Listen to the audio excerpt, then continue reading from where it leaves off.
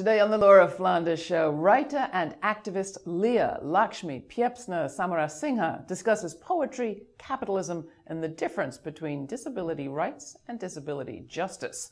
All that and a few words from me on Roads Less Traveled. Welcome to our program.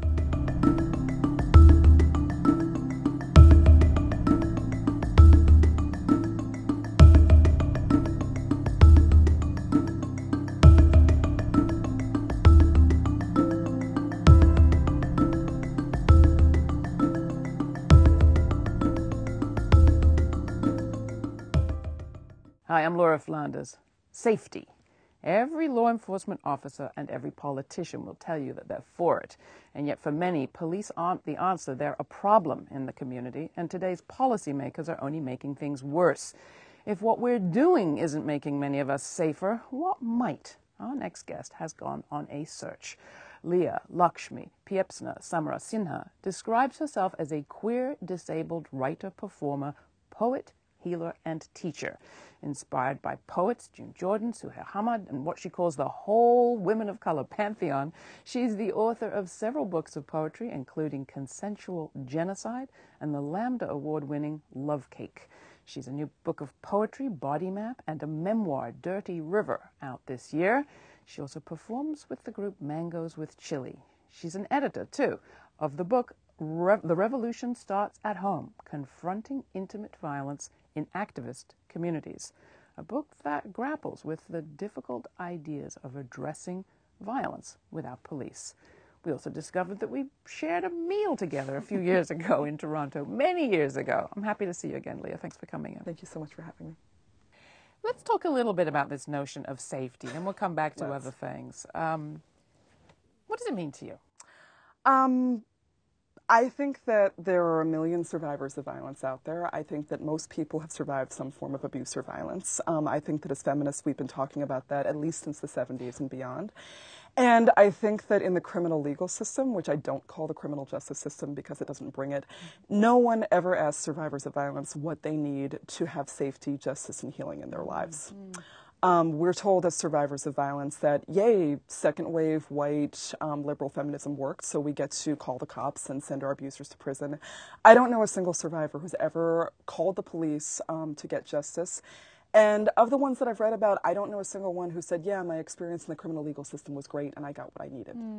We're basically being used to create more prisons and to build mass incarceration and deportation. Explain what you mean by that. I think that a lot of feminists of color, I understand why a lot of feminists in the 70s and 80s pushed for things like the criminalization of domestic violence and child and sexual abuse. But what Black and brown feminists know is that bringing more police into our communities never keeps us safe. My good friend Audre Dixon, who worked for many years at Audre Lorde Project, talks about how what we're calling transformative justice is nothing new. She's like, my father is a Black man from Louisiana. Growing up, the police were the Klan, and still are.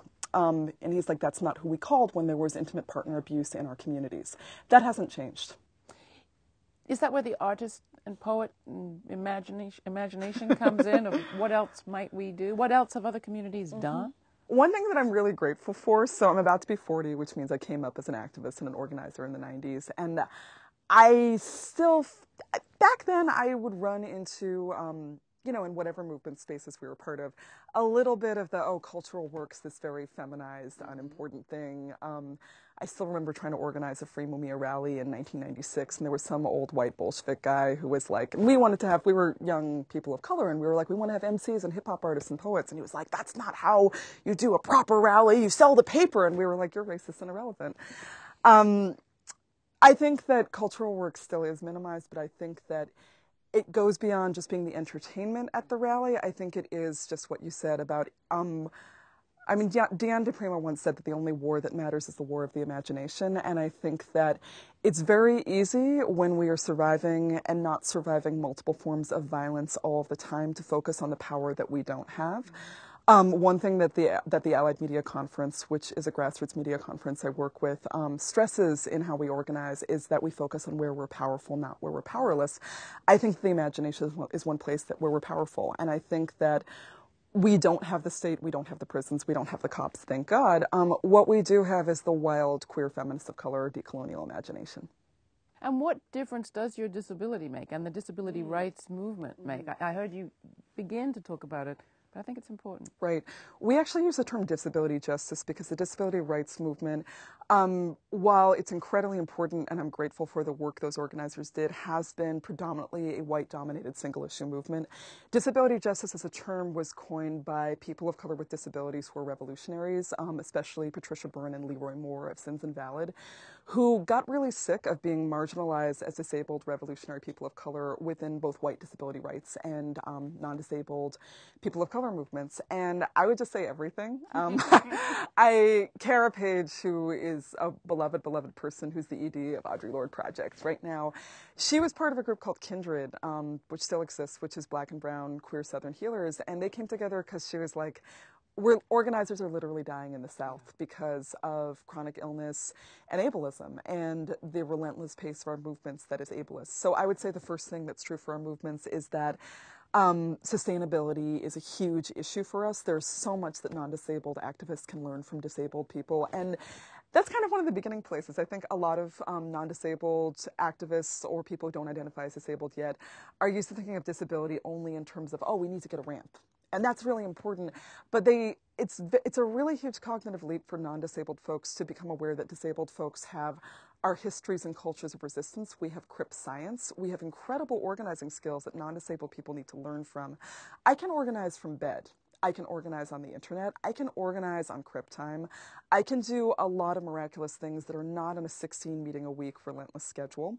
I can do that on no money, and I am not alone. I am one of millions of disabled folks who are resisting. And I would say a whole lot of other things about eugenics and the value of our bodies and how it's immensely, the struggle around those issues are immensely connected with anti-prison organizing. And I would just add one other thing has to do with fun. Oh, yeah, right. I heard a disability justice activist talk the other day about aging and said to her not disabled, they didn't think, colleagues, you want to learn how to work your body as it ages, as if you're lucky it will acquire disabilities. Learn from us. Oh, I need to say this. My friend Naima Lowe said recently, she's like, the thing that non-disabled folks have to learn from us is that we've already survived some of the worst things that can happen. And I don't just mean like what ableism sees as the individual tragedies of our bodies. I mean surviving ableism and capitalism, and we know how to do it. And we are thriving and we are surviving, and we're not always surviving, but we are. So yeah, exactly. When that, breakneck speed, burnout, able-bodied activist gets cancer or diabetes or, gets an amputation and is like, oh my God, my life's over. We're there to be like, it actually really isn't, but you need to change the way your life is and the way movements are so we can actually be part of that radical imagination. And we can have fun. And we can have fun. Talk about fun. What do you want to know? Well, you're into it. I'm watching you and I'm thinking, you're talking about some of the most intense, hardcore stuff. Are they? And yet you're clearly relishing it. I'm not dead. I was like many survivors who make it to 40. I was not supposed to. I'm going to quote somebody who's going to make you cry. I mean, June Jordan, right? The revolutionary queer Black poet, cancer survivor and, cancer not survivor, said right after 9/11, some of us did not die. I guess it was our fate to live. So what are we going to do about it? I was talking with one of my chosen family members who is also a hardcore survivor, is 42, who painted this cane, and they were like, we made it. And now what do we do with it? We survived, and we have all that knowledge. I'm thankful every day, and not in some weird bougie Christian way. I'm just like, I get to be alive. I get to have made it through some of the roughest stuff, and that's not to say that there's not going to be disasters that keep coming. I have a poem in the book called The Worst Thing in the World, which is the truth is it will keep happening. We're about to run out of water in California in a year. Octavia Butler was right. One thing that we also have power over is our capacity for joy and pleasure, and that's something that queer and trans folks have always held on to, is, we don't have to be homonormative. We actually don't have to. We have so much that's about sex and joy and pleasure and the powers of decadence on no money. You have great examples of how people do confront violence without recourse to the police in your book. Thank you. The group Ubuntu stands out in my mind, the word meaning born to belonging. I am because we are. I am because we are. Talk about how they worked and why you thought it was important to put them in the book. Ubuntu is one of the most amazing groups that I've ever run into. Alexis Pauline Gumbs, who is a queer black feminist troublemaker genius. Who's been on this program. Good. I feel blessed every time I'm in Alexis's presence. I ran into Ubuntu's work when I was stealing time from my day job at the eviction hotline. And they came together after the Duke University rape. I hesitate to call it a trial, but where several white male Duke University lacrosse players sexually assaulted black female sex workers who they'd hired to dance with them at a party. And I always talk about that story when I'm asked to talk about transformative justice, because that is an example where, you know, I mean, just the forces of anti-black racism, whorephobia, you know, it's a perfect storm of everything awful.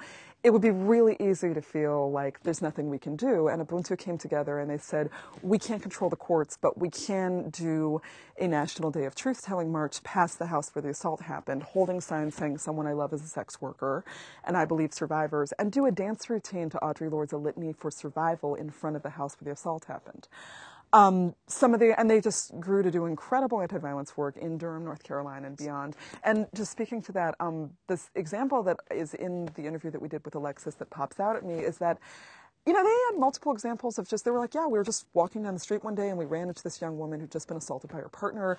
And we just said, hey, what do you need? Come with us. We took her into our home. We made her tea. We talked about our experiences. We called her family and her faith leader. And when I asked Alexis, so that's something a lot of feminists wish they could do, but when something like that happens, we freeze. So what made that possible? And cycling back to what you said about relationships, she was like, 90% of our work doesn't look like traditional activist work. It's doing childcare, it's hanging out, it's building with each other. So we're not a clique, we're an actual community, and we know that we can call on each other during the times of deepest crisis, and we can respond. And that's why I think we need to do relationship work. And that's work that's looked down on because it's feminized and it's not seen as like big, beating the chest, I'm leading the rally work. It's just what women and feminized people have always done. I always say we have a big fight around the shredding of the social safety net. But what we don't talk often enough about is not the net, but the fabric. We need to re-stitch the social fabric, which I think is what you're talking about when somebody opens their doors. What's so much to talk about? Mentors, I'd love to hear about more of your mentors, what you've learned from different people. And then this word transformative justice, this idea that you're in a transformative justice moment. What do you mean? You want me to start with that? Yeah. Yeah. We're in a transformative justice. I mean, we've been in a transformative justice moment all of our lives. I think that right now it was really intense being at the Color of Violence 4 conference, which happened this past weekend, and really feeling how I feel like I've been in movement with the folks who were there, the black and brown women who were there for 15 years. And for so many of us, we started, you know, going back to that the early insight documents of like, so the police don't work for us as black and brown folks. When they're called, they arrest us, they beat us, they deport us. It's never safe to be a black sex worker who calls the cops when your partner is beating you up. It's never safe. It's never going to add to that. What do we do instead? And to go on these, what Elisa Biera calls marvelous journeys and stories that are still being written. I think that we're in an incredible moment right now with Black Lives Matter as a black feminist-led movement and creative movement. It is incredible for me to look at Rolling Stone magazine, to look at that article that says the policing's a dirty job and it turns out no one has to do it. Here's 10 alternatives. To feel that all over North America, people are saying, actually, calling the cops always ends up with someone getting killed. So what do we actually do instead? Because our lives are on the line all the time. I've felt complicated about transformative justice, and I'm someone who's helped organize it. Revolution Starts at Home came out in 2011, and I was very optimistic, and I thought, oh, and you know, we just had the U.S. Social Forum, and in 3 years we'll just abolish the police, it'll be great. And it turns out that this project of replacing the state with community-based alternatives is thrilling, maddening, exhausting. You don't know what's going to happen around the corner. It's very hard to work. It's the most triggering work you can do, to speak to especially those people in our communities who we love who cause harm. And to be able to be in the place where we say, I love you, I do not want you to be locked up for the next 40 years. What you did is absolutely not all right, and we're not going to let you keep doing it. We have not been trained to do this, and it takes developing a lot of emotional muscles to do it. I believe that we are doing it, and it's also not a straight shot. Your life is so not the straight shot. You are performing, you are organizing, you have 2 books coming out this year, you've written a memoir already, A, how do you find the time? And B, is it a little early for a memoir? No. I know. I mean, my niece, Luna Mepruja, formerly known as Oscaria Gonzalez, is an incredible 22-year-old transgender Latina organizer who co-organized the first trans women of color national gathering ever last year. Her memoir Trauma Queen came out 2 years ago. She's 23. I think she did. Dirty River took 13 years to write. And it makes me think a lot about the stakes for feminists of color writing. Alexis, as you probably know, she was one of the first people to get access to June's archives. And and June wrote, 27 books over her lifetime, 30. And Alexis has spoken a lot about, I read the correspondence where June was like, I couldn't pay my phone bill that month, or where she was fighting so hard with the publishers of Poetry of the People who wanted her to delete the subtitle, A Revolutionary Blueprint.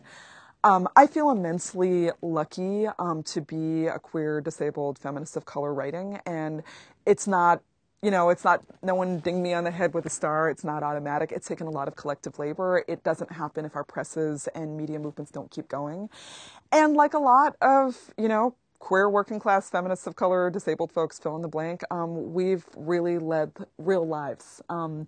My memoir is about me running away from America when I was 21 to set a national boundary between me and my parents and their love and their abuse and their internalized racism, and walking straight into a movement moment in Toronto in the late 90s that was filled with queer feminists of color, and Dish Pardesh, which was a revolutionary cross-class South Asian queer organizing center, and the biggest global diasporic Sri Lankan community in the world. And nothing like being in love with a queer-bound crazy boy who you're reading Friends Went On with and who also hits you when he's triggered too. And that's where my feminism and my organizing comes from. And we need those roadmaps. I partly wrote that book because, I'm a book nerd, and I have an incredible collection of small press literature that's currently in a storage unit in Berkeley. And the incest survivor and survivor narratives that are out there are often very white, very from second wave feminism, very single issue, and I wanted to document all of our true life adventure stories of actually how we survive in a very complicated way. No, there's never a moment on this program where I don't use the word queer and someone doesn't email me and say, how can you be insulting people? What are you going to use the N-word next? What does queer mean to you? Queer means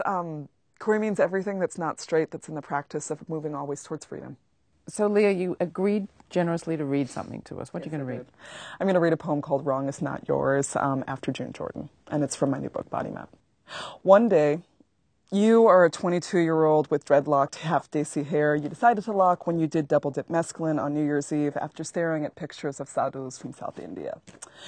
Years before Carol's Daughter in Target, or Palmer coconut hair milk, or Kinky Curly, and you have no idea what to do with all that curly, curly hair.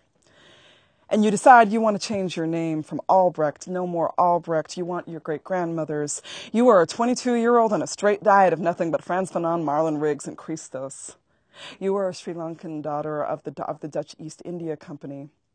You want no more Albrecht. No more rape in your pelvis. No more where'd you get that name. No more are you adopted. No more even though your grandmother's whisper. Keep a white name for the passport. In fact, keep as many passports as possible. You never know what boat you're going to have to get on, who you'll have to bullshit in an immigration office. You'll never know where we'll have to run to, make home on, sip your tea, cook your rice, wait for death, looking at an ocean almost like your own. But you want your great-grandmother's name who meets hot pepper, who walked out of Galicia with 13 children. Your other great-grandmother, whose name is a footnote in a Lankan history book's cross-reference index you find researching your senior thesis on mixed-race women in Sri Lanka. Teachers, union organizers, and sluts, every one of us. And you get something infinitely Googleable and infinitely unpronounceable, except for Ukrainians and Lankans and Dravidians. And even when Denis Kucinich runs for president and puts an MP3 file on his website saying how to say his name, and you think it might be a good idea too. Your name is not wrong. Wrong is not your name. It is your own, your own, your own, your own, your own. Listening to you read, Leah, I hear references to home. Mm-hmm. You have the word tattooed on your chest. I do. June Jordan also wrote a collection, Moving Towards Home. What does home mean to you? Oh, you sucker punched me. I think that for those of us who are diasporic, home is always a question. I think that part of the reason why I got home tattooed there is that this body is the only thing that I'll ever own, and it's on loan. And I think that for those of us who have been forced from our homelands through, the top 5 of colonialism, rape, genocide, war, imperialism, etc., we carry home in our bodies memories in our cells and our bones, and we make home wherever we are, whether it's a prison cell, whether it's Brooklyn, whether it's wherever we go when we're gentrified out of Brooklyn. And we make it in the imagination. And we also get to envision where home is going to be that hasn't happened yet. It doesn't just have to be loss. It doesn't have to be the thing that we're imagining that we want to get back to. When Palestine is free, it's going to be a different place than it was in 48. Yeah. And we make it with each other. Right. Exactly. You can find out more about our guest, Leah, and June Jordan, the Poetry for the People founder and professor at UC Berkeley, at our website. This is Airport Ode number 1 from Bodymap. The truth is, I ask for the opt-out. I ask for it every single time. I would rather be patted down by a 60-ish white working-class woman who looks just like my mom, who I will studiously ma'am and ask about her day, than to sit sweating, waiting for it to happen, than to have that beam of atoms shot through my body and still get barked aside, patted down, tarot card cock and coconut oil wanded.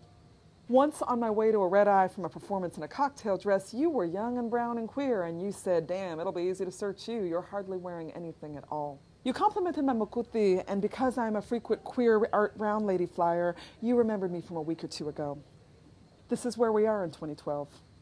I chat friendly and deliberate with the sister who searches me, legs spread out in front of the other, the back of the hand on sensitive areas, your zipper line, your bra. Casual spread eagle in public as everyone hops on shoes, puts laptops back. Not too long ago, every airport line a panic attack. Every airport 4 hours sweating armpit rank. Every bus crossing the small room and barking guards who don't even pretend to be polite. Who go through all your things and take you to the glass toilet. Every time they chirp or bark, I'm gonna pat your hair now, I go deep inside and all the way out. Once, my girlfriend picked me up at the airport with a little Tupperware of dinner and fucked me in long-term parking bent over the hood of her car. I was too nervous to come, but I loved how she wanted to feed me, how she wanted to fuck me back. In the middle of all these concrete cameras, wands, scanners, fingerprints, nexus, red blinking eye. This place that hates us. That was a poem from Leah's new book, Bodymap, about which you can get more information and find out how to get a copy for yourself at our website. It's hard to imagine an American poet more celebrated than 4-time Pulitzer Prize winner Robert Frost, whose most famous poem concludes, "Two roads diverged in a wood, and I took the one less traveled by, and that has made all the difference." When the most celebrated poet's most well-known lines praise difference, why is it that we're so scared of it? Maybe we need more poets. That's what John F. Kennedy said just weeks before his death at the groundbreaking of the Robert Frost Library at Amherst College. It was soon after the Cuban Missile Crisis, the Cold War was raging on, 10 million Americans needed jobs, America needed strength, said Kennedy. But strength takes many forms, and the most obvious forms are not always the most significant, his words. The men who create power make an indispensable contribution to the nation's greatness, the president continued. But the men who question power make a contribution just as indispensable, for they determine whether we use power or power uses us. Music and poetry and the arts push us, said Kennedy. Quote, "When power leads man toward arrogance, poetry reminds him of his limitations. When power narrows the area of man's concern, poetry reminds him of the richness and diversity of existence." That was half a century ago. Today we have entire months dedicated to something we call diversity, including this one, June, LGBTQI Pride. Except mostly we don't celebrate diversity, we celebrate sameness. We honor all the progress that we lesbian, gay, bisexual, and trans Americans have made, becoming accepted as normal by straight America. Now I'm for everyone enjoying the same rights in these United States. I support that ongoing project for everybody. But I would like to celebrate something else this June. Roads less traveled. Especially the roads less traveled that LGBT people have taken and take daily. The same old roads will take us to the same old places. It's divergence, as the straight white poet once wrote, that makes all the difference. Tell me what you think. Laura@grittv.org. And thanks for listening.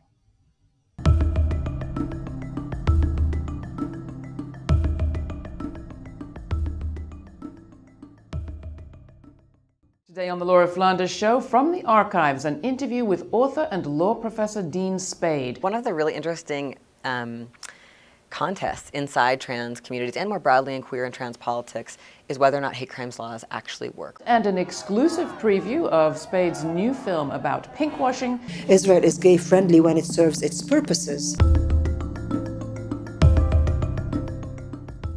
Every year, chemical pesticides kill no fewer than 3 million farmers. Every day, workplace accidents kill no fewer than 10,000 workers. Every minute, poverty kills no fewer than 15 children. These crimes do not show up on the news. They are, like wars, normal acts of cannibalism. The criminals are on the loose.